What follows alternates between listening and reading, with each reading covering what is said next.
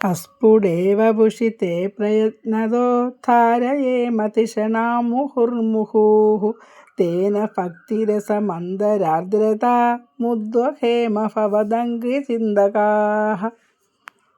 ഇതിൽ ധാരണയെ പറ്റിയാണ് പറയുന്നത്. എന്നുവെച്ചാൽ ഈ ധാരണ വെച്ചാൽ മനസ്സിൻ്റെ ഉള്ളിലുള്ള കാര്യങ്ങളാണ്. പടിപ്പടിയായി സമാധിയിലെത്തുന്നതിനെ പറ്റിയാണ് പറയുന്നത്.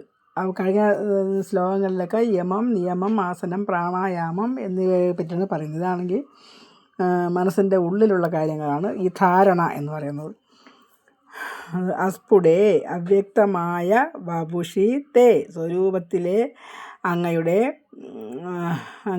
സ്വരൂപത്തെ അവ്യക്തമായ അങ്ങയുടെ സ്വരൂപത്തെ പ്രയത്നതോ വളരെ പ്രയത്നിച്ചിട്ട് ധാരയേമ ദശണാം മുഹർമുഹു ആ ബുദ്ധിയെ ഉറപ്പിച്ച് നിർത്തി വീണ്ടും വീണ്ടും എന്നുവെച്ചാൽ ധാരണയിൽ ഉറപ്പിച്ച് നിർത്തി ധാരയേമ ആ ധാരണയിൽ തിഷണാം ബുദ്ധിയെ മുഹുർമുഹു വീണ്ടും വീണ്ടും ഉറപ്പിച്ച് നിർത്തി ധാരണാ പരിശീലനം കൊണ്ട് തേന ഭക്തിരസം ആ ഭക്തിരസത്തിലും അന്തരാർദ്രത അതിലുണ്ടാകുന്ന അലിവിലും മനസ്സിൻ്റെ ആർദ്രത ആ അലിവിലും മുദ്വഹേമ ഭവദംഘ്രിചിന്തക ആ ധാരണയിൽ മനസ്സിനെ ഉറപ്പിച്ച് നിർത്തി ഭവദംഘ്രിചിന്തക നിന്തിരുവടിയുടെ പാദങ്ങളെ ധ്യാനിച്ച് ഇരുന്നു കൊള്ളാം എന്നാണ് ഈ ശ്ലോകത്തിൽ പറയുന്നത്.